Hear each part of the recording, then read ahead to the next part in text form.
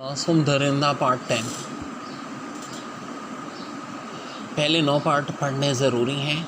उनकी वीडियोस आपको मेरे चैनल पे मिल जाएगी।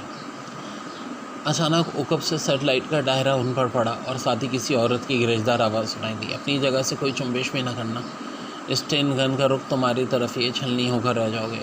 इन्होंने मशीनी तौर पर हाथ उठा दिया। इनके हाथ पाँव बांध दो। औरत ने किसी को कम दिया। फायरों की आवाज़ अब भी आ रही थी, लेकिन गार से उनका फासला ज़्यादा होता जा रहा था। तुम कौन हो? कुर्शी अखलाई। इतनी जल्दी बोल गए जलील आदमी। तुम्हारा वो साथी कहाँ है? निकल गया। मैं नहीं जानता वो कहाँ होगा। मैं भी नहीं जानता कहाँ से आया था। इस दिन अचानक होटल में सही है कि ऐसे से दाखिल हुआ और मेरे बेटे के साथ मुझे ढूंढने निकला। बस इससे ज़्यादा कुछ नहीं जानता। रग्बी और इसके साथी कहाँ गए? मैं क्या बताऊँ मोहतरमा। इस दिन जो कुछ तुम मुझसे पूछ रही थी इसके बारे में आज बता सकूँगा, क्योंकि सारे मामला मेरी समझ में आ गए। तुम कार के इस दाने पर रहो, औरत ने किसी से कहा, और भारी कदमों की आवाज़ कार में गूंजने लगी।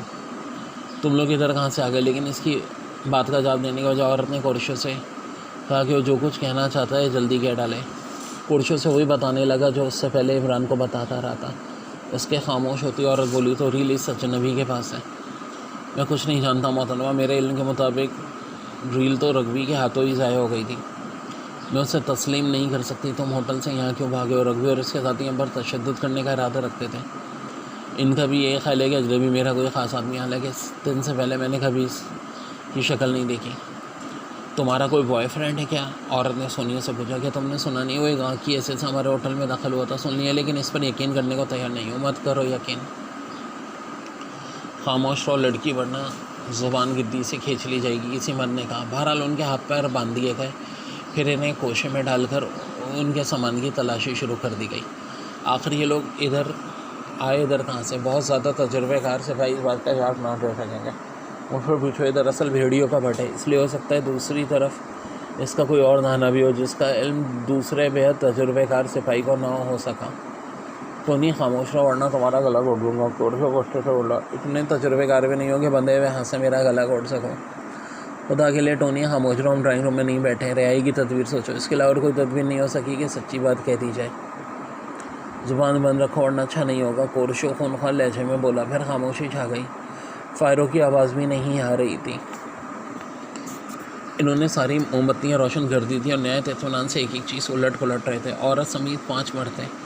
छठा कार के दाने पर जमा हुआ था। हो सकता है कोई सातवां उस रास्ते की तरफ भी रहा हो जिसका इल्म इन्हें नहीं था। सोनिया के समझ में नहीं आ रहा था कि अब क्या होगा। इमरान पता नहीं कितनी दूर निकल गया और कब तक इसकी वापसी हो, और ये लोग मालूम नहीं उसके साथ क्या बर्ताव करें। कोर्शे ने सब कुछ तो कह दिया था, लेकिन वो मुतमईन नहीं थे। थोड़ी देर बाद औरत की आवाज़ सुनाई दी। अब इन्हें उठाकर बाहर ले चलो। जब तक बूढ़ा निशानदेही ना करे इसके दोनों पर बच्चों पर तशद्दुद के इंतहा कर देंगे। खबरदार, गार के दाने की तरफ से आवाज़ है। अपना असला ज़मीन पर डाल दो वरना सबके सब छलनी हो जाओगे। तुम्हारा उधर का मुहाफ़िज़ काम आ चुका है। अंधेरे से आवाज़ आई। वो चौंक कर उधर ही देखने लगे। स्टेन गन वाले के हाथ में चुम्बिश हुई थी कि फायर हुआ और वो उछलकर दूर जा गिरा। गोली शायद हाथ पर लगी थी। स्टेन गन ज़मीन पर गिरी। अपने हाथों पर उठाओ। सोनिया ने उनके हाथ देखे। औरत दांत पीस रही थी। तुम कौन हो? खबीज़ रोशनी में आओ। उसने दाने के अंधेरे में आंखें फाड़ते हुए ललकारा। दूसरे समय इमरान रोशनी में आ गया। खौफनाक शिकवारी वाले मेकअप में था। तुम कौन हो? भेड़िया जिसके भट्ट पर तुम लोगों ने कब्जा कर रखा है। ये तीनों चोरे यहाँ भाग कर छुपे थे। हम इन्हें लेकर वापस जा रहे हैं। तुम्हारा भट्ट तुम्हें मुबारक हो। शिकारी, क्या तुमने मेरे आदमी को मार डाला जो बाहर था? मर गया हो तो इसका मुकद्दर। मैंने तो एक घूसा उसकी पेशानी पे रसीद किया था। हमारी मदद करो अच्छे शिकारी। ये तीनों चोर हैं। इन्हें हमारे ठिकाने तक पहुंचाने की कोशिश करो। तुम्हें माकूल मुआवजा मिलेगा। मुआवजे में विस्की की 5 बोतलें लूँगा। मंजूर है? इमरान ने रिवॉल्वर जेब में रखते हुए कहा। तुम्हारा ये आदमी भी शायद बेहोश हो गया जिसने स्टेन गन संभाल रखी थी। ठहरो, पहले इसके ज़ख़म देखकर ड्रेसिंग कर दो। वो अपनी स्टेज और सामान गार से रवाना हो गए थे। तीनों के हाथ पाँव बंधे हुए थे और इन्हें स्टेज पर ही डालकर ले जाया जा रहा था। सोनिया ने सोनी से कहा, खुदा के लिए तुम अपनी ज़ुबान बंद रखो। इसी मरदूत की बदौलत हम मिसाल को पूछें। हम देखो हमारा क्या हशर होता है। इसकी मौजूदगी में हम महफूज रहेंगे। पता नहीं हम किस चक्कर में कोई स्कीम ज़रूर, वरना इसने तो गार में ही काबू पा लिया था। सोनिया ठीक कह रही है टोनी। मैं तो कहता हूँ कि इन्हीं लोगों को सब कुछ बताकर पीछा छुड़ाओ। ये लोग भी इस वक्त तक पीछा नहीं छोड़ेंगे जब तक हम वहाँ पहुँच जाएँ। हम साथ ही रखे गए हैं। फिर अगर इमरान भी साथ हुआ तो हम पूरी तरह मुतमईन और महफूज रहेंगे। वो सिर्फ हमारी देखभाल करेगा, मुझे यकीन है। टोनी कुछ ना बोला। सोनिया आहिस्ता आहिस्ता कह रही थी, पापा का ख्याल दुरुस्त है, वो अभी हमारे ही काम आया है।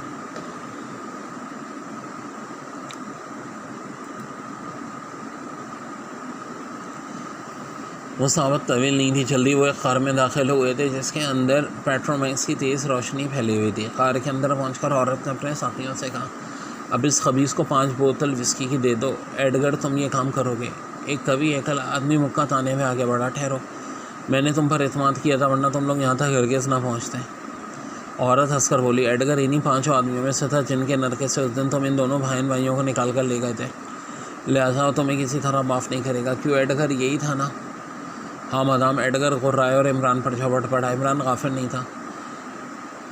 झुकाई देकर उसके पाँव पहले पर टक्कर मारी। वो ना से उछलकर दूर गया, बल्कि इमरान का रेडीमेड मेकअप भी साथ लेता गया। अरे तो वो ये निकल कर जाने ना पाया और चीखे। लेकिन इतनी देर में इमरान उन्हीं की स्टेन गन पे कब्जा जमा चुका था। विस्की की 5 बोतलें, या मैं तुम्हारे कैदियों को वापस ले जाऊँगा। क्या बेवकूफ़ी बातें कर रहे हो, ख़त्म करो खेल। और इमरान ने औरत से कहा, इन तीनों को खोल दो, और अगर किसी ने अपनी जगह से हरकत की तो उसे छलनी कर दूँगा। औरत, तुम्हारी बोतलें, अब तो सब कुछ मेरा है, तुम फिक्र ना करो। चलो इनके हाथ पैर खोलो। औरतों पर तो मुझे ज़रा बराबर भी रहम नहीं आता, क्योंकि खुद आसमान से टपका हूँ। इमरान ने कहा। वो इन्हें बेबस करके गाड़ी में छोड़ आए थे और अब इनकी बर्फ़ पर चलने वाली गाड़ी इमरान और उसके साथियों के कब्ज़े में थी। गाड़ी में एक ऐसा पार्ट भी लगा हुआ था जो अपने पीछे छोड़ते हुए निशानात को भी मिटाता जा रहा था। अब हम अपने असल सफ़र पर रवाना हो चुके हैं। कोरशो ने इमरान के शाने पर हाथ रख कर कहा। टोनी गाड़ी ड्राइव कर रहा था और सोनिया ऊँघ रही थी। अगर तुमने अपना सही रवैया मुझे बता दो तो बेहद ममनून होगा, कोरशो ने इमरान से कहा। वक्त आने दो पापा कोरशो, सब कुछ मालूम हो जाएगा। जब तुम मुझे पापा कोरशो कहते हो तो तुम्हारे लहजे में बेहद प्यार मालूम होता है, दिल खींचा जाता है तुम्हारी तरफ।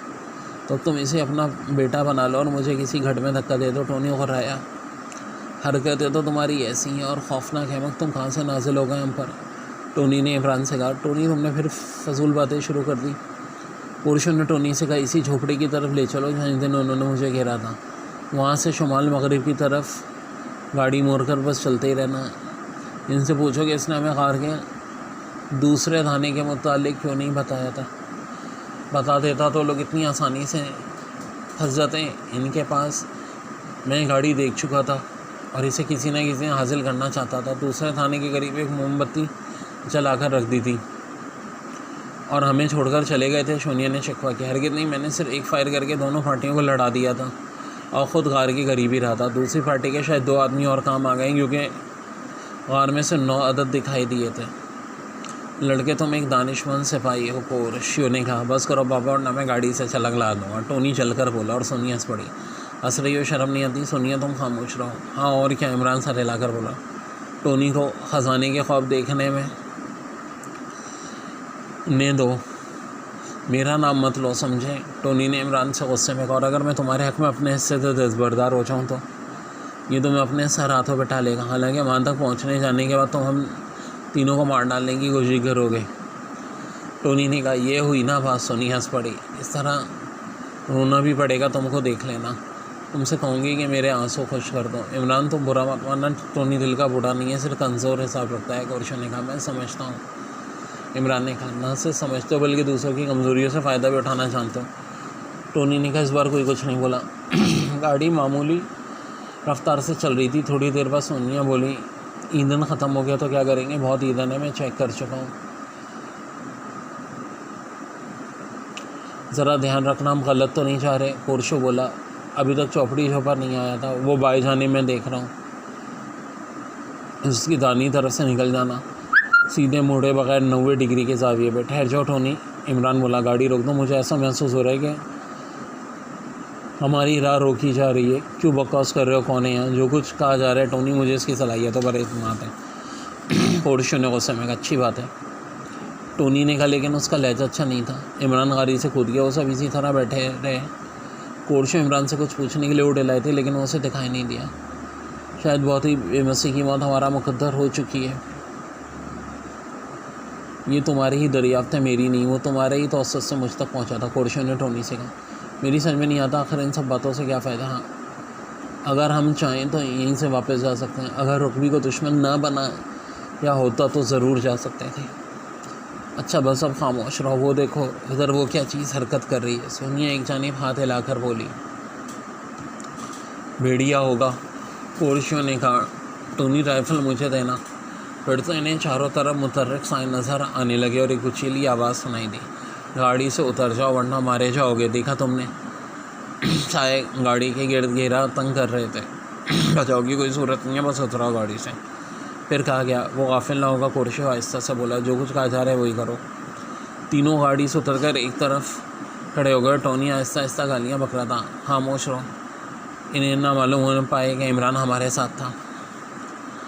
दफतन इन पर सर्च लाइट का दायरा पड़ा और रग्बी की आवाज़ है। ओ ये तो कोर्शो है, लेकिन गाड़ी इन लोगों की मालूम होती है। फिर वो इन सब के करीब आ गए थे और रग्बी ने कोर्शो से पूछा, क्या उसने मुखालफों से भी साज बस कर लिए? नहीं, हम उनकी गाड़ी लेकर भागें, इमरान को उनसे उलझा हुआ छोड़ कर आएँ। रग्बी ने अपने साथियों में से किसी को हिदायत की कि गाड़ी को झोपड़ी की तरफ ले जाकर कोर्शो से बोला, तुम लोग भी इधर चलो, मैं भी तुम्हारा उतना ही दोस्त हूँ जितना पहले था। वो तीनों चुपचाप झोपड़े की तरफ चल पड़े। वहाँ पहुंचकर इन्हें गर्मा गर्म कॉफ़ी पिलाई गई और टोनी इनके इस बर्ताव पर यकलक पिघल गया। फिर तो किसी की भी परवाह किए बगैर उसने रग्बी को अलग ले जाकर इमरान की पूरी कहानी सुना दी, लेकिन ये नहीं बताया कि इमरान कुछ देर पहले उन्हीं के साथ था। सोनिया ने शोभी की नज़र से देखती रही, लेकिन कुछ नहीं बोली।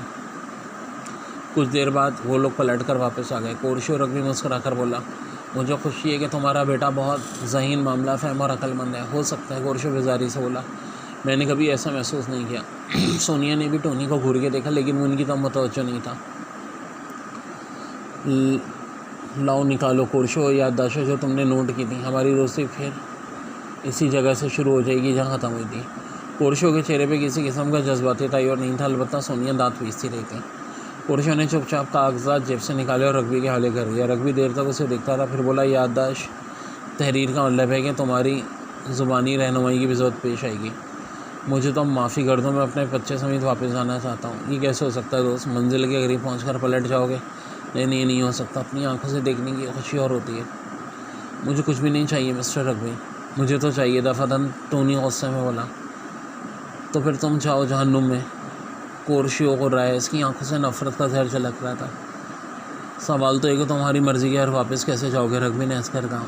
और मेरे भोले दोस्त, तुमने क्यों कर यकीन कर लिया कि इस बदमाश ने एक ही प्रिंट निकाला होगा? हो सकता है एक साइड अब भी उसके पास महफूज हो। इससे कोई फ़र्क नहीं पड़ता, कोर्शो ने पुरसकून लहजे में कहा। इसके फरिश्ते भी इन्हें तरतीब नहीं दे सकेंगे। तो क्या उसने तरतीब नहीं देखी होगी? हरगिज़ नहीं। मैं अनाड़ी नहीं हूँ। इससे दूर बैठकर मैंने टुकड़ों को तरतीब दिया था, याददाश्त नोट करके इन्हें नज़र आतिश कर दिया था। बहुत खूब। कोर्शो के चाहने पर हाथ मार करके वो बोला, अब गुस्सा थूक दो और एक अच्छे दोस्त की तरह मेरी मदद करो। मेरी क्यों, अपने बच्चों की भी करो। इनका मुस्तकबिल शानदार होगा और ख़जाना हमारे हाथ आ जाएगा।